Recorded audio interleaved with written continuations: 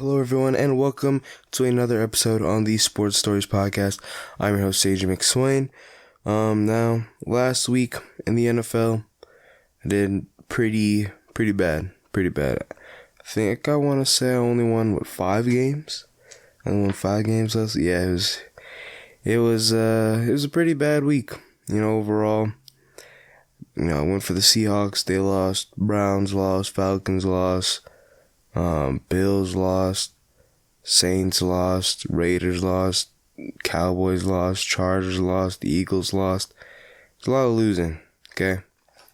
But, I still won some gems, but kind of most of them were pretty obvious, probably except the Lions one, I want to say. All the other wins are pretty yeah, that's definitely gonna go in as a win. But there's a lot of upsets. But without further ado, let's get right into Week 11's predictions.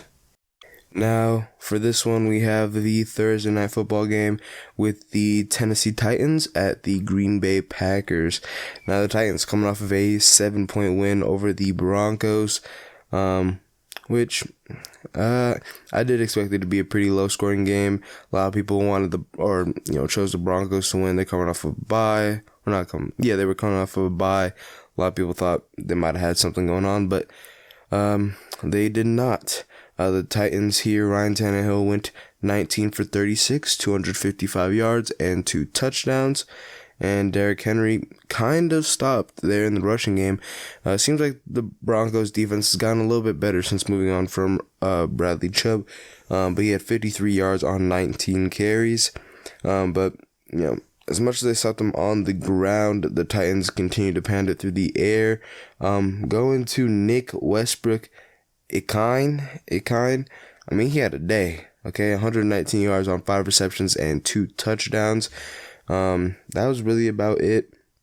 They weren't able to get to Treylon Burks, Austin Hooper, Derrick Henry through there. They really weren't. Robert Woods. They were not able to get it through the air, other than Westbrook Ikine. So, great on him. He was able to do his thing.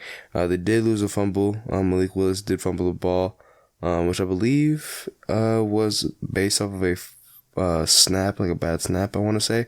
But they did lose that one. The defense had 7 pass deflections and 9 tackles for loss, 6 sacks on Russell Wilson, and 73 total tackles with 1 interception by Terrence Mitchell.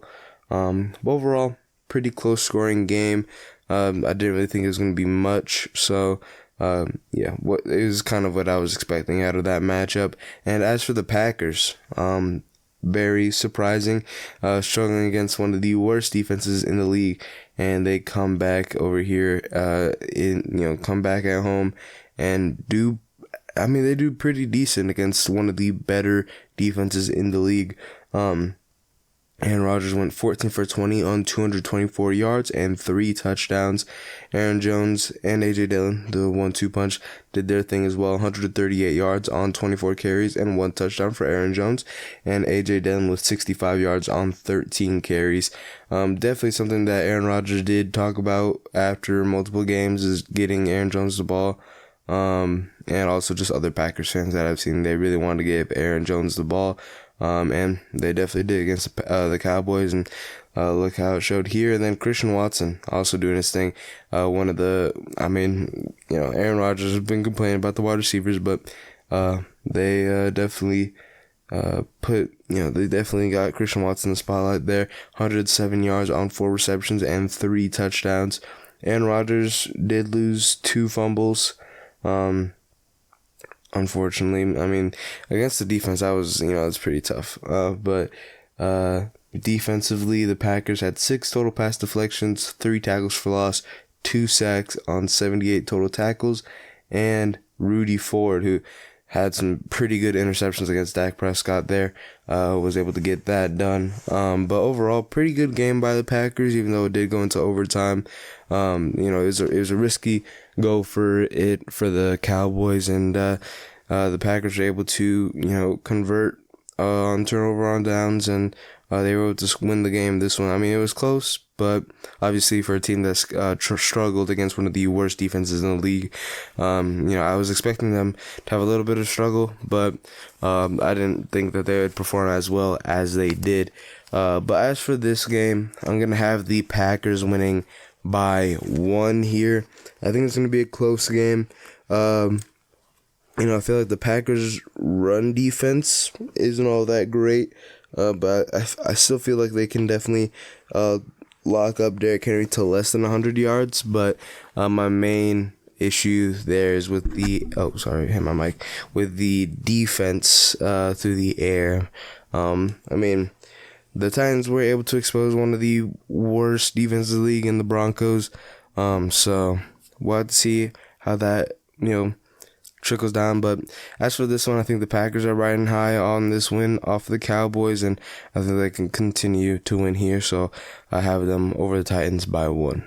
Now next up, I have the mic super close. Now next up, we have the Bears at the Falcons. Both teams coming off of a loss. The Bears coming off of a 1-point loss to the Lions, where Justin Fields had a day. Okay, he was trying his hardest out there, watching the game. Every time the Lions scored, he knew he had to get back on the field. His face just said it all. He did have a crucial pick six in the game for the Lions to tie it up 24 apiece. But he was just running all over the Lions defense. Lions defense sucks at defending the run. He was just running. He was just taking the ball, running it. I don't even know. He only attempted 20 passes, which is compared to Jared Goff, who attempted 26. But the clock was kind of fast because they were just running. So the clock was running as well. But and he had a really good one near the end of the game to get the touchdown off of the tie. He had a 60 plus yard run for a touchdown, 67-yard run, I want to say, for a touchdown. And the kicker missed the extra point. Lions went back down and scored to win the game because they got the extra point that the Bears missed. So that's why the Lions won by 1. But overall, pretty bad game. I would say it was kind of boring. It was like the boringest closest game I've ever seen. I guess the most boring closest game I've ever seen. That's what I should put. But yeah, it just was not that great. But for the Bears, Justin Fields went 12 for 20, 167 yards, 2 touchdowns, and an interception. He's also sacked 3 times, which is really like Justin Fields could have been sacked like multiple times. He is literally a magician. Okay, I don't know how he gets out of the sacks. Like they had one drive in the red zone. Aleem McNeil, for your reference, is he's got to be 300 plus pounds, right? He falls directly on this man's waist. It's a perfect tackle too. It is, the tackle falls in the waist, right?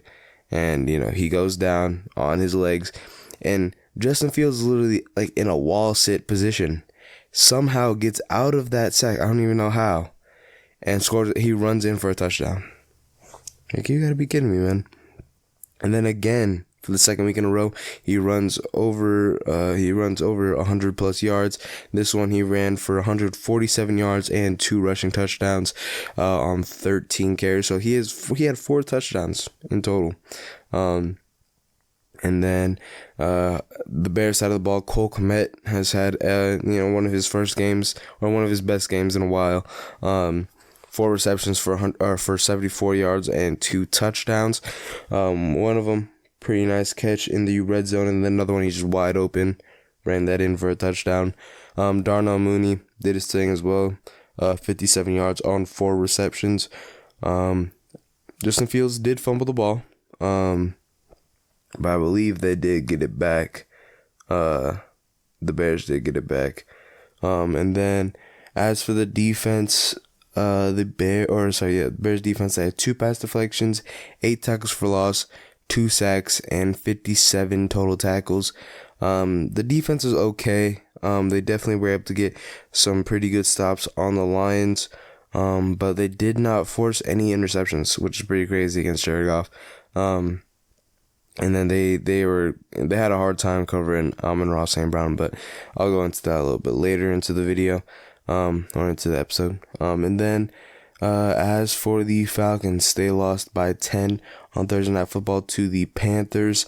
For the Falcons, Marcus Mariota went 19 for 30, 186 yards, 2 touchdowns, and an interception, and was sacked 5 times by a defense that is not that good.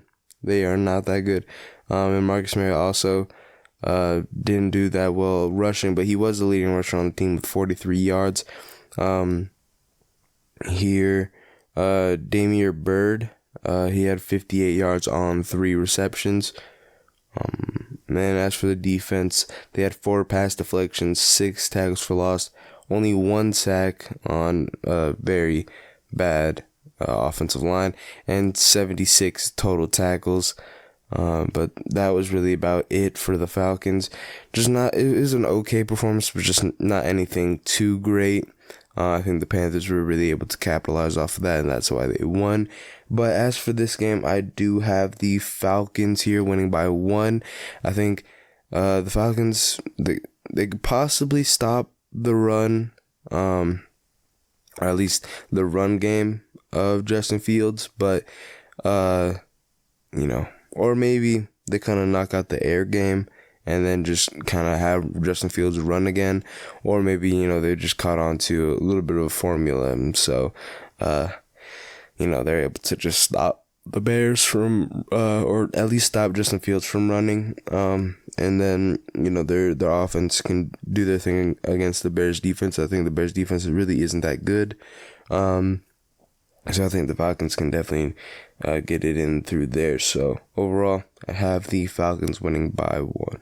Now next up, we have the Eagles at the Colts. Now the Eagles having one of the most surprising games of the week. They were the largest spread of, I believe, let me get this right, -11. They were the largest spread of the week. And it just was not looking good through halftime. I want to say they were probably down. I want to say they were down like 3 or something. It wasn't really that, like, it was pretty close at halftime. It was 20-14 at halftime. But the Commanders were kind of able to pull away, 23-14 lead in the third quarter. The Eagles get a touchdown, 23-21. Commanders get a field goal, 26-21. And then the Eagles tried to make a comeback on that drive, but they ended up it was pretty, because they were able to get a stop until 4th down, but so the Commanders had to punt it away anyway, so then they punted it. Eagles were at their own 20, 15, something like that, and they tried to get the ball downfield and kind of just keep pitching it back, and Devontae Smith gets the ball, and then it looks like nobody goes for the lateral. Like nobody's calling for the lateral. Like nobody goes backwards, because when they play what happened from the other point of view, the only person that was close to getting that ball was Lane Johnson. There was nobody else there. And he tries to pitch it back. Doesn't really happen, and ball rolls into the end zone. The Commanders get the ball and they score a touchdown to end the game. But as for the Eagles, Jalen Hurts, 17 for 26, 175 yards, 2 touchdowns, and an interception. Miles Sanders also had 12 carries on 54 yards. And through the air, Quez Watkins had 80 yards on 4 receptions. But overall on offense, it was just really bad. They were fumbling the ball, which was definitely a big part in why they lost on 2 crucial drives where they could have definitely taken the lead. They were getting pretty deep into the field, into Commanders territory, and they just fumbled the ball. Dallas Goedert fumbled one, Quez Watkins fumbled one, Devontae Smith fumbled one, so it just was pretty bad overall, just with the ball security. As for the Eagles defense, they had 5 pass deflections, 3 tackles for loss, 3 sacks, and 95 total tackles. CJ Gardner-Johnson also had a pretty big pick late in the game where, again, another drive where the Eagles could have taken advantage, but I believe that was the drive where Dallas Goedert fumbled the ball. It was on a face mask, so it was returned. The fumble was returned for a touchdown, but they called it a face mask, so they took away the touchdown, but they kept the fumble. So, that could have played a role in why he lost the ball, but the Quez Watkins one was pretty bad only because he caught it, fell on the floor, and they were pretty deep. Like, at that point, it was like a 50-plus yard connection there. And then he gets the ball, he falls down, so he gets back up, and the Commanders defender comes behind him and punches the ball out on the tackle, and was able to get that one. So, the Eagles, just ball security was definitely the biggest issue for them. They definitely could have won the game like a few times on a few drives where they could have taken the lead, but the offense just couldn't capitalize due to those turnovers. And then as for the Colts, one of the biggest storylines after firing Frank Reich as head coach, they put on Jeff Saturday, who hadn't really had any professional coaching experience. The playmakers didn't have any experience play calling in the NFL, so it just was it kind of seemed like a disaster. So it just kind of felt right to take the Raiders. But as a Raiders fan, this one actually really hurt. I don't really know how they lost to the Colts.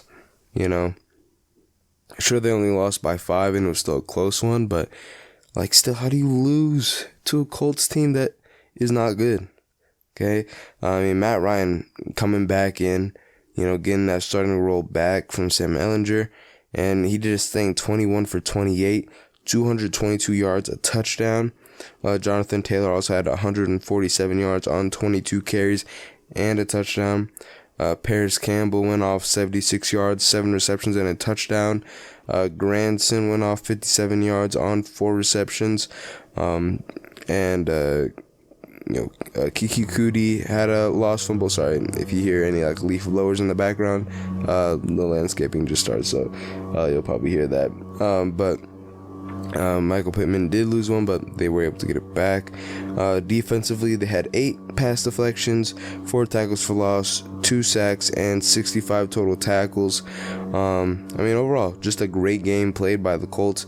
Overall, Matt Ryan did his thing coming back into the starting role. Jonathan Taylor was able to do his thing. Overall, just a really great performance all around by that Colts team. Now, as for this one, I do have the Eagles winning here. I feel like even though they still lost to the Commanders, I feel like it was definitely a very winnable game. They could have won that game if it wasn't for the fumbles. So, as for this one, if they are able to fix the turnovers there, the fumbles, then they would have won the game. So I feel like the Eagles should definitely win this one. I feel like it's just kind of the obvious choice here, but as of right now, I'm not sure. I know a lot of people are overreacting. Oh, maybe the Eagles aren't as good, but they had times to win that one and they fumbled it. So I think they should be able to win here against the Colts. Now, one that's going to be kind of hard to go through, the Jets at the Patriots. Now, both teams coming off of a bye week, much needed, but as for their AFC East counterparts, the Bills coming off of a loss, definitely a big hit to the Bills, but big help to the AFC East, and the Dolphins coming off of a win. So I believe the Dolphins take control of the AFC East. At 7-3, and then the Jets the Jets taking that second spot during the bye week with the 6-3 record. The Bills fall from first to third with a 6-3 record, and New England is still at the bottom with a 5-4 record. But I believe the AFC East is the only division so far in the league that has every team with a winning record. So this is very much up for grabs here. The NFC East kind of has winning records. The Commanders are 5-5, but This one's gonna be interesting to see who wins the AFC East, because it really could fall down to these divisional matchups, and this one's definitely a big one here. If the Patriots are able to win here, then it kind of leaves up if the Bills win, they go up to 7-3. I believe is Miami playing this week? I don't think Miami's playing this week. I don't want to say, don't quote me on that, but I do believe that Miami is not playing in this one, or they're not playing this week, because they're bye. Let me check here. Yeah, so Miami's not playing, so they are currently 7-3. So, whoever wins, it doesn't really matter. It looks like the Dolphins are probably going to still keep that 7-3. Or they're going to keep the 7-3 record and the first spot. But really anything else from there is kind of up for grabs, because if the Jets beat the Patriots, then they go to 7-3. And if the Bills beat the Browns, they go to 7-3. So it'll be 7-3, 7-3, and 5-5. If the Patriots win, it'll be, they'll probably go up 6-4. Jets will fall 6-4, and if the Bills win and they beat the Browns, they'll go 7-3. So the Giants, or not the Giants, but the Jets and Patriots could be up here. If the Jets lose and the Patriots win, they're gonna be tied for that the last two spots in the AFC East. But if the Bills lose and fall at 6-4, and the Patriots win, go up to 6-4, and the Jets lose going down to 6-4, then the Patriots could go from last to second in the AFC East, just like that. So it really just depends on if the Bills win or lose their game, and then who wins the Patriots and Jets game. I think the AFC East is definitely a little division to watch there, because that's gonna be interesting. Overall, this one's gonna be an interesting game, mainly because the AFC East is so open and so up for grabs. So here I'm going to have the Patriots winning by 1. I think they definitely needed some rest, some much needed rest there for the bye week. And hopefully they can get a win here against the Jets. Now, next up, I have the Commanders at the Jets. Now, the Commanders, obviously, just like I talked about a couple matchups ago, coming off of the win against the Eagles. They definitely did their thing. Taylor Heineke, now, he's out there thugging on the plane with the chains. I mean, he's doing his thing. Now, I believe Carson Wentz is at full health this week.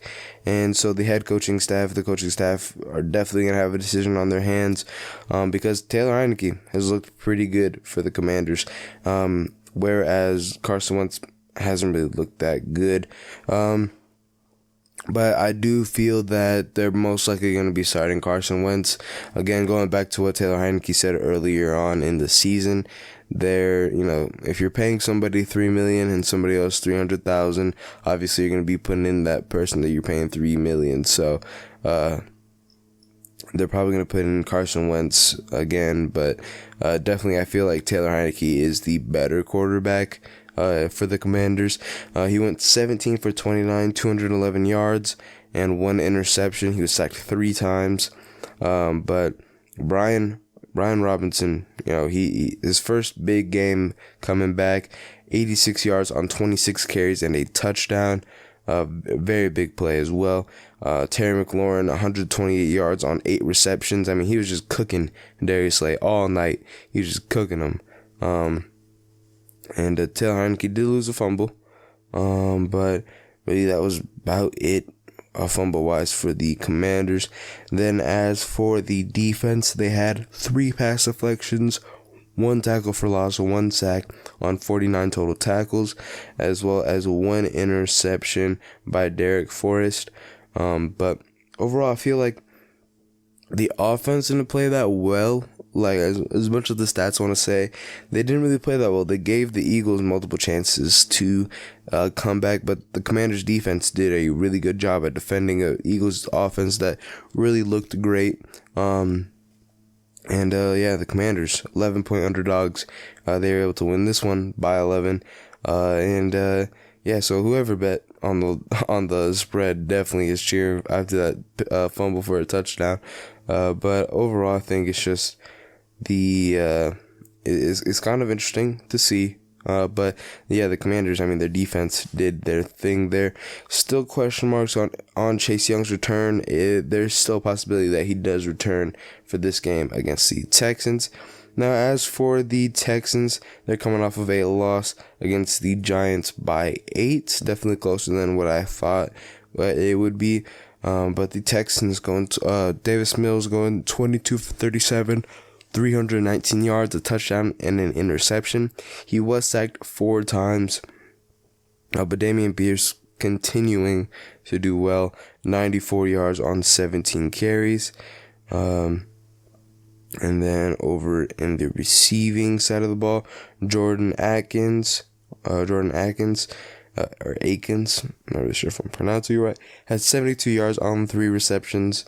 And then Chris Moore had 70 yards on 3 receptions. So Texans were definitely doing their thing through the air and through the ground. But they did lose a ball. Dameon Pierce did fumble a ball. And that kind of didn't really help them there. And then as for the defense, the Texans had 1 pass deflection, 7 tackles for loss, 3 sacks, and 85 total tackles. No interceptions. So overall, Texans, the offense did great, but really is where the defense side of the ball kind of faltered there, as well as the fumble by Dameon Pierce definitely allowed the Giants to stay in this one. Giants were able to win that one by 8. But as for this one, I do have the Commanders here winning by 2. I think they're coming off pretty high on a win against a division rival in the Eagles. And I think overall, they've just showed that they're the better team compared to the Texans. The run defense might be a little bit hard to stop against Dameon Pierce, but I feel like the defense should be able to stop the aerial attack by the Texans. So give me again the Commanders by 2 here. Now, next up, we have the Rams at the Saints. Now, the Rams coming off a 10-point loss to the Cardinals. Now, the Rams didn't have Matthew Stafford in for this one due to concussion protocol, so there is a chance that he does play here. Sorry, I just moved my mic here. There is a chance that he does play here against the Saints, so we do have to see if he does continue to pass the concussion protocol over the next week. But the Rams here, John Wolford went 24 for 36, 212 yards, a touchdown, and an interception. He's also sacked 3 times. The rushing game couldn't do much. McVay did stick to his promise that he'd give Akers the ball a little bit more, but only gave him 6 rushes, which is tied with Darrell Henderson. Cam Akers also had only 1 more yard than Henderson. Akers had 6 rushes for 22 yards, and Henderson had 6 rushes for 21 yards. But Higbee did his thing through the air. He had 73 yards on 8 receptions. And then defensively, they did pretty good. They were able to get a couple sacks on Colt McCoy and Trace McSorley in the game against the Cardinals, but really not much there defensively. But overall, pretty good game by the Rams, but I think the defense definitely stopped them there from really winning the game. And then as for the Saints, surprising loss to the Steelers, but I didn't really know how much of an impact TJ Watt would actually make, but he made a pretty big impact. Now the Saints went 17 for 27 on 174 yards, 1 touchdown and 2 interceptions. And then the Steelers were able to stop Alvin Kamara. Not much there, and through the air, just not much happening there. And then the Saints here had about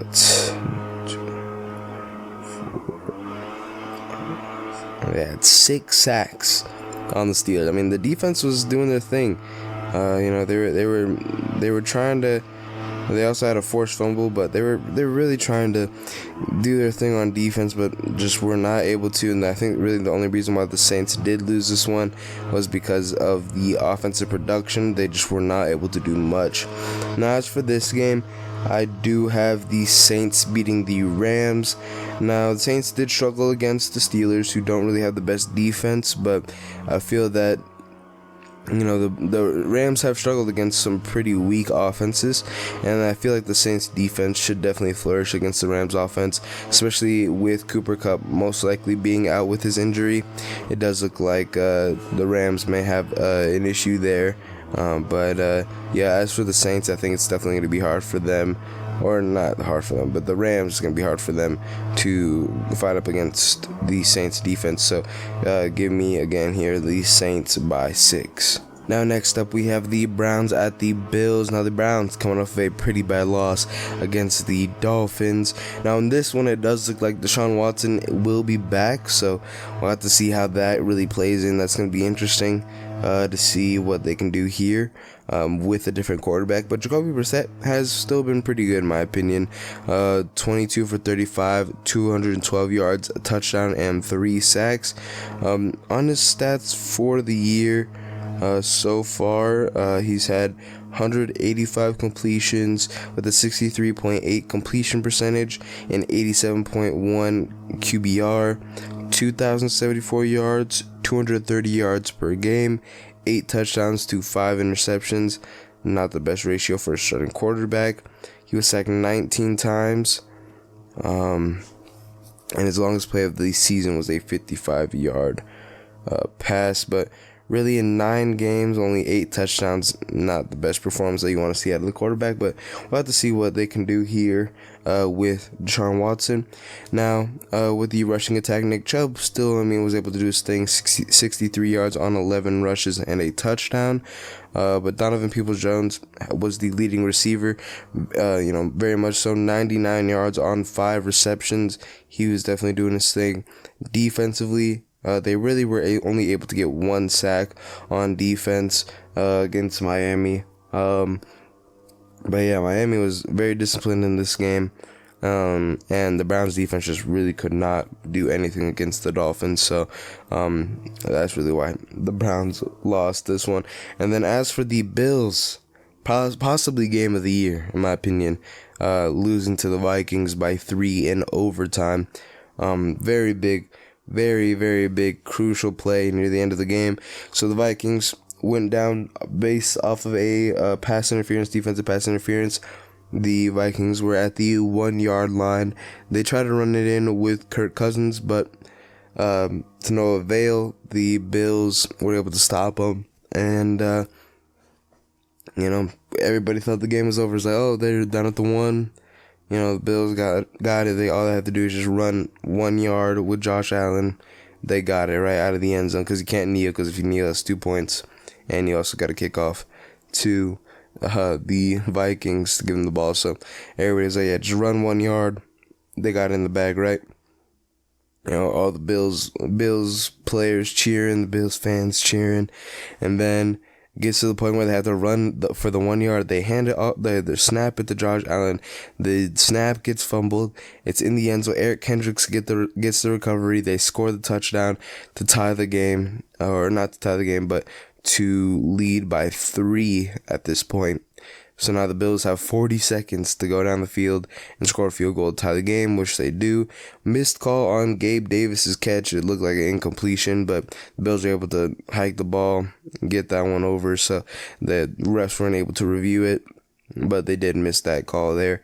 And so it wasn't a catch, but the Bills were still able to tie it up with that field goal. And in overtime, the Vikings did get the coin toss. The Vikings weren't able to, or I believe the Vikings got a field goal. Bills were marching down the field, but of course, playing a quarterback with a sprained UCL, probably not the best idea, but because he's not able to throw that good of bullet passes. But I guess Josh Allen was trying to throw it, and it gets picked off by Patrick Peterson, and they win. The Vikings end up winning the game. But the Bills, just starting Josh Allen was kind of confusing to me due to a UCL sprain, which is pretty bad because if you do watch baseball, that's usually the main injury where pitchers get, and if it's a torn UCL, that's end of career. So sprain one, I feel like they would use a little bit more caution, try to save at least save him till at least later in the season where they can, get him to full health. But they decided to play him, and he had 2 pretty bad interceptions. Like, they weren't really close to the wide receiver. Just didn't really know what he was doing there. But he went 29 for 43, 330 yards, a touchdown, and 2 interceptions. He also had 84 rushing yards on 6 carries, leading the team in rushing yards. Stephon Diggs did his thing, 128 yards on 12 receptions. Same with Gabe Davis, 93 yards on 6 receptions and a touchdown. Dawson Knox also was doing his thing, 57 yards on 4 receptions. Defensively, they were only able to get 3 sacks and 2 interceptions, one by Benford and one by Jackson. Overall, I mean, it was a really good performance by the Bills. Just Josh Allen had 2 pretty crucial picks during the game that caused the Bills to lose this one. But as for this game against the Browns, I have the Bills winning by 4. I think overall the Bills are still the better team. I think if they just didn't make some crucial mistakes near the end of the game, they would have had that one sealed against the Vikings. So I do have them here over the Browns. And next up, we have the Panthers at the Ravens. Now, the Panthers coming off a 10-point win over the Falcons. PJ Walker starting back as the starter. He went 10 for 16, 108 yards. And that was really about it. I mean, Donta Foreman had a game. I got him off of I want to say, did I trade for him in fantasy? Or did I just get him off of waivers? I feel like I did trade for him. Unless I am tripping, but I'm pretty sure I just traded for, So I traded Curtis Samuel I traded Leonard Fournette and Brandon Ayuk for Curtis Samuel and Donta Foreman. Really just because I wanted Donta Foreman. I had him starting. He had 19 points. He went off.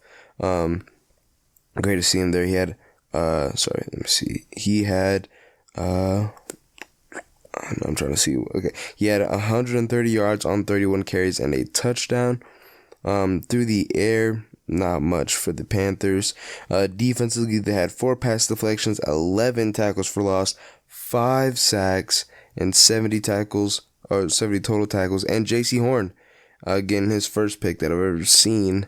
I believe it was the second season. I think this might have been his first pick, I actually want to say. I'm pretty sure this is his first pick of his... Actually, no. He had 2. He had 1 last year, and he had 2. He has 2 this year. So this is the 3rd interception of his career. Pretty good overall performance by the Panthers, mainly on the run game and the defense. And then next, going to the Ravens. I believe they had a bye week, so they're just getting healthy. Hopefully, get Mandrew's a little bit healthier. I believe J.K. Dobbins is injured. I mean, the Ravens always just have some injuries, so I'm sure there's somebody injured, but they definitely just need this time to heal and, get everything together.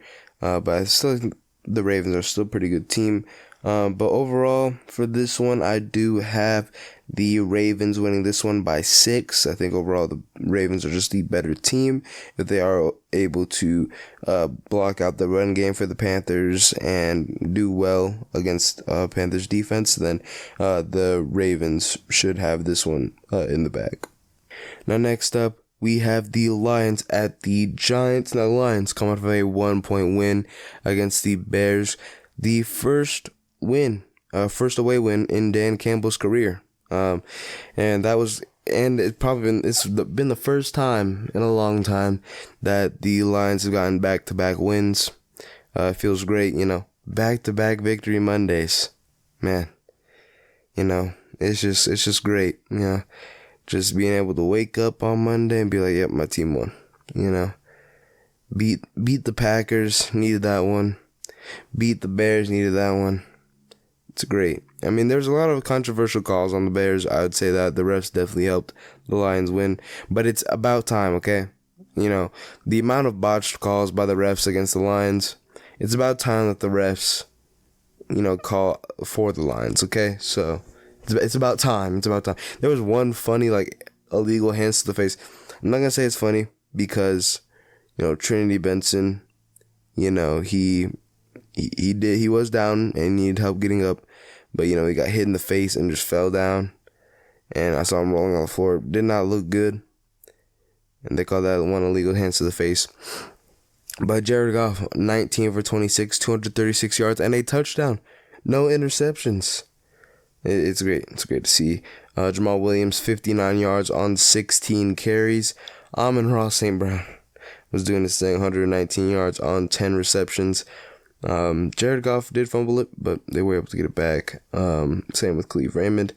And then on the defensive side of the ball, they had 4 pass deflections, 4 tackles for loss, 3 sacks, and 63 total tackles. And Jeff Okudah also had a pick 6, which I was talking about earlier. But this defense has definitely seemed to change over the past couple weeks after they did get the DB's coach, Aubrey, out of there.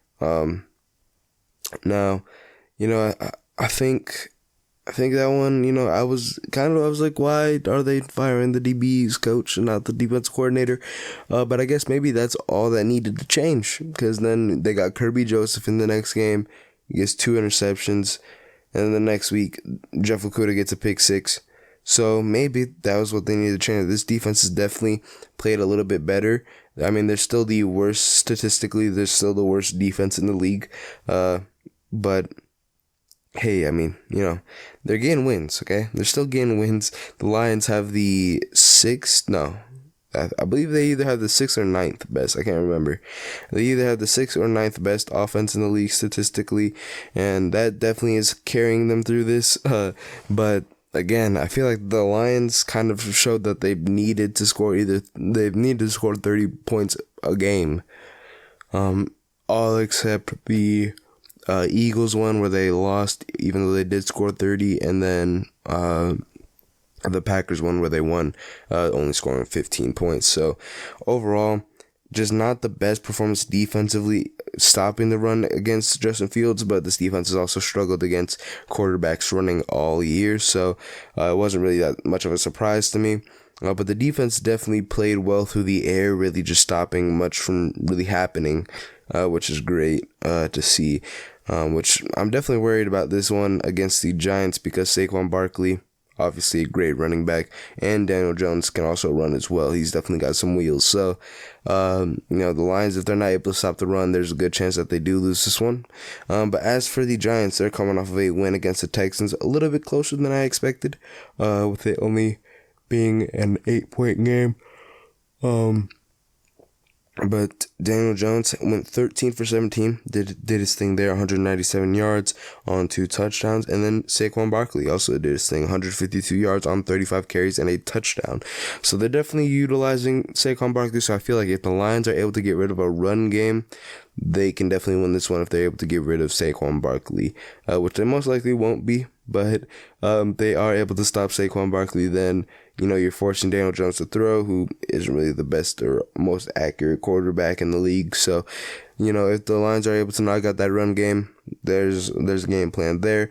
Darius Slayton had one pretty good touchdown for 54 yards, but he also had 95 yards on 3 receptions. And then defensively, they did have 6 pass deflections, 5 tackles for loss, 4 sacks, and 64 total tackles, along with an interception by Dane Belton. The Giants overall had a really good game, both offensively and defensively. As for this game, I do have the Lions winning by 3. If the Giants can continue with the rushing attack with Saquon Barkley, which I'm sure they will, most likely will win this one. But if the Lions are able to take out the factor of Saquon Barkley coming out of that backfield in the run game, there's a good chance that they force Daniel Jones to really pass it, and they won't be able to do much there. So again, I have the Lions winning by 3 due to a pretty fired up away win. Now next up we have the Raiders at the Broncos. Now the Raiders coming off of a surprising loss to the Colts by 5 points. This one was definitely frustrating, but definitely more frustrating for Derek Carr, as he did get choked up during the after game press conference. Just saying that these players, what they're doing to even practice, and for them to lose is very upsetting to them, which is very understandable. I think this is a team that's been really disappointing, really underperforming.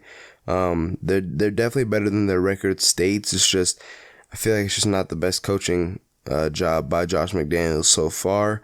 I feel like this team definitely could win games. They've lost 4 really close games. They've choked 2 17-point games. So it's just not the best coaching, I say, for the Raiders. They definitely could do more, in my opinion. They definitely could do better. But Derek Carr, 24 for 38, 248 yards and 2 touchdowns. Josh Jacobs, 78 yards, 21 carries and a touchdown. Davante Adams, 126 yards, 9 receptions and a touchdown. I mean, the offensive was on fire. Then you go ahead and look at the defense: 4 pass deflections, 2 tackles for loss, 1 sack, and 70 total tackles, no interceptions. The defense is really crumbling here. I mean, the defensive line has been great, but if you look into the secondary, there's just not much there. Mason Crosby leading in total tackles. He's on the defensive line. Next up, you got Sam Webb, who's a DB, 8 total tackles, 6 solo tackles, 2 pass deflections, and that's it. I mean, really, it's just not the best performance defensively as a cohesive group. They just have not been performing, and I think that's what's leading to these losses. Now, as for the Broncos, they lost again to the Titans by 7. Just a lot of people thought the Broncos would be able to come off a bye week and really perform well, but it's been kind of the opposite. They're playing against a Titans team that did get Ryan Tannehill back, though, then again. But Russell Wilson, 21 for 42, 286 yards, a touchdown and an interception, sacked a whopping 6 times. That's definitely a reason why they lost there. Couldn't get anything off the ground. Let's see here, through the air, Jalen Virgil did have 66 yards on 1 reception and a touchdown. Cortland Sutton also had 66 yards on 6 receptions. He had a really good catch. I mean, he was basically falling forward and caught it with one hand. Great catch. And then Kendall Hinton, 62 yards on 4 receptions. Now, Jerry Jeudy did leave this game with an injury, and it does look like he will be out for this game as well. So that's definitely a big loss for the Broncos here in this one, with it going up against a very underperforming Raiders secondary. So that is definitely a big hit. Now defensively, they did have 8 pass deflections, 2 tackles for loss, 1 sack, and 64 total tackles with no interceptions. Overall, pretty decent performance by the Broncos, but they just were not able to stop the run, stop the air attack by the Titans. They were just, raining it down on the Broncos secondary. Now, as for this one, I do have the Raiders winning by 8. I think Derek Carr's message saying that he's mad, about how they're losing, I think that's definitely going to resonate in the locker room. And I think it's definitely get these guys motivated to start winning games. They're going up against a Broncos team that has a really weak offense. And I think they can definitely capitalize on that with how good their defensive line is. So again, just give me the Raiders here by 8. Now next up, we have the Cowboys at the Vikings. Okay, there's somebody outside right now. If you heard that, I don't know what that was, but okay. Next up, we have the Cowboys at the Vikings. Now the Cowboys losing to the Packers. Shocking loss in overtime. They decided to go for it again on 4th down, and they did not get it. Pretty bad play overall. Just took too long to develop. Couldn't really get much. Pressure gets back there. Dak Prescott has to force it out and ends up in an incompletion. Dak Prescott went 27 for 46, 265 yards, 3 touchdowns, 2 interceptions. Tony Pollard went off, though, 115 yards, 22 rushes, and 1 touchdown. Looks like Zeke is still out with that injury. CeeDee Lamb was going off, 150 yards, 11 receptions, and 2 touchdowns. Dalton Schultz also had 54 yards on 6 receptions and a touchdown. Defensively, they were really only able to get 2 sacks, 1 from DeMarcus Lawrence and 1 from Sam Williams. But really no interceptions forced. Just not a good defensive performance by the Cowboys, which is really rare to see so far this season. And then also Dak Prescott's 2 interceptions did not help the Cowboys whatsoever in this one. They were still able to keep it close to go into overtime, but just not great defensive play by the Cowboys, which, again, is really rare to see so far in the season.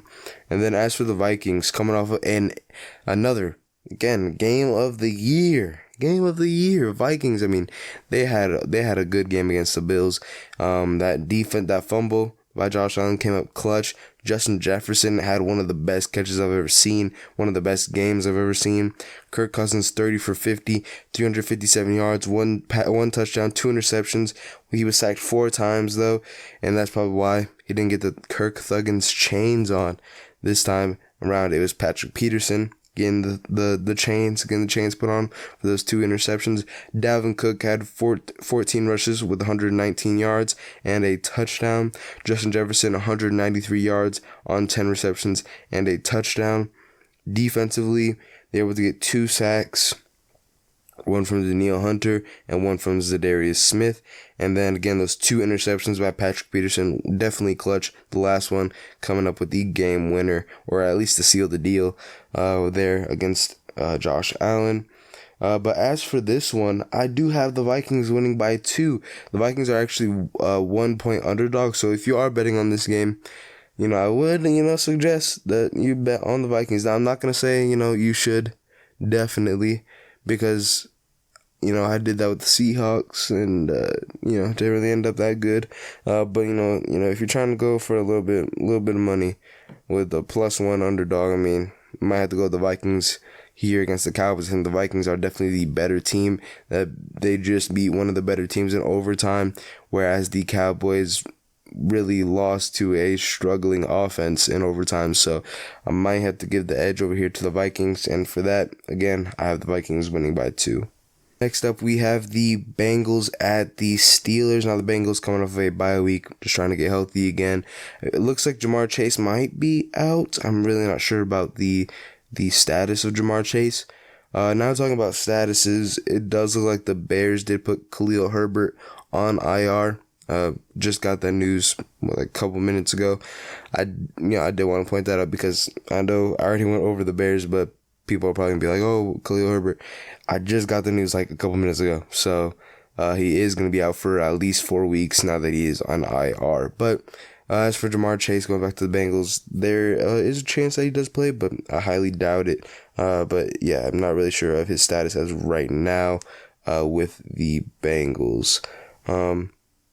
But as for the Steelers, they're coming off of a big win over the Saints and a big return with TJ Watt being there. Definitely big to have him there. He had 2 tackles, 2 assisted tackles. That was really about it for TJ Watt, but I guess it just really made that much of a difference for them. The Steelers offense did pretty bad though.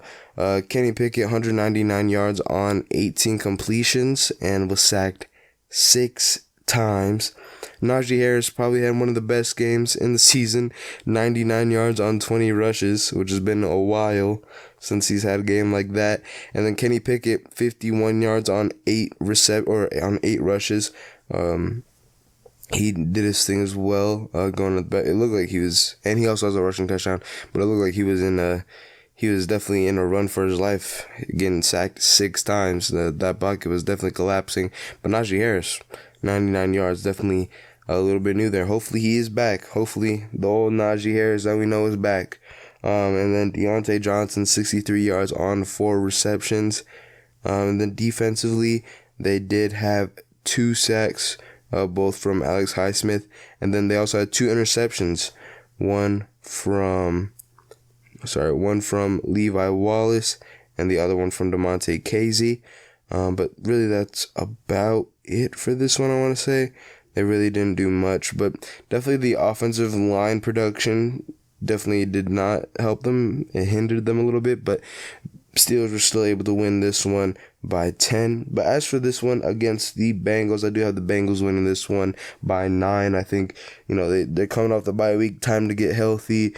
They're coming off of a pretty bad loss to the Browns, but I feel like, going up against the Steelers, another division matchup, definitely one that they must win here. So give me the Bengals here again by 9. Next up here, we have the Chiefs at the Chargers. Now the Chiefs coming off of a 10-point win over the Jaguars. Patrick Mahomes, 26 for 35, 331 yards, 4 touchdowns, and 1 interception.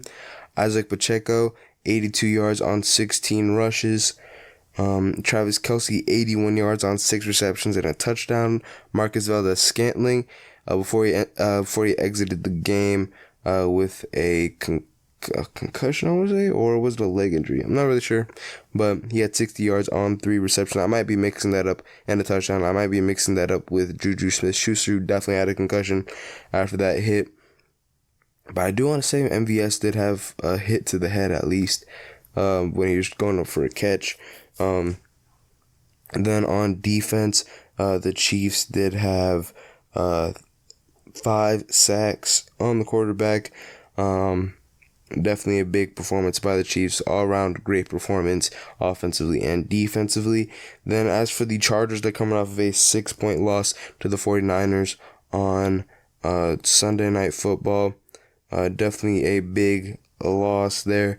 But I mean, it's not too bad. They're still second in the AFC West since the Raiders and the Broncos are just trash. But Justin Herbert, 21 for 35, 196 yards, a touchdown, an interception. He was sacked twice. I believe one of those times he was hit in the head. He was taken out of the game for a little short while due to concussion protocol, but they did put him back in since he did pass everything.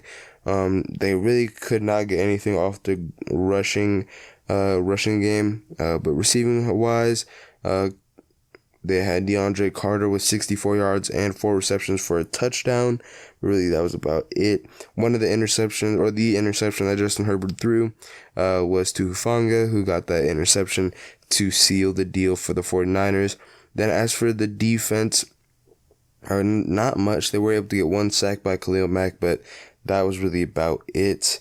Asante Samuel also had a fumble recovery, but Chargers were able to keep it close against the 49ers, but they just were not able to close out that deal on that last drive. I believe they were on their own 1 yard line for the last drive with 2 minutes left. But yeah, they just could not get anything done, and that interception definitely sealed the deal there. But as for this one, I do have the Chiefs winning this one as an in-division matchup. I think it's definitely a big win for them here, so gave me the Chiefs winning by 8. Now, with the last game of the week on Monday Night Football, we have the 49ers at the Cardinals. Again, just talking about the 49ers winning that one. Big interception by Hufanga.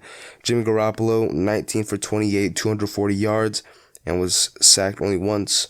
Elijah Mitchell did his thing, 89 yards on 18 rushes, beating out Christian McCaffrey, who had 38 yards on 14 rushes. And then receiving-wise, Brandon Ayuk had a game. Of course, just traded him away. 84 yards on 6 receptions. But that was really about it. Receiving-wise, the defense was also able to get 3 sacks. And then, obviously, that interception by Hufanga to seal the deal. Overall, pretty good game defensively by the 49ers. And offensively, of course, Elijah Mitchell, Brandon Ayuk, Jimmy Garoppolo all did their thing. And they just were able to beat the Chargers as a whole team. Now, as for the Cardinals, they're coming off of a win without Kyler Murray and partially having Colt McCoy out for a little bit, putting in Trace McSorley. But they're still able to get their win against the Matthew Staffordless Rams. Now, Colt McCoy did go for 26 for 37, 238 yards, a touchdown. And then James Conner had 69 yards on 21 rushes and 2 touchdowns. He definitely had a game. DeAndre Hopkins, 98 yards on 10 receptions. Rondale Moore, 94 yards on 9 receptions. I mean, this Rams secondary has gotten weaker for some reason.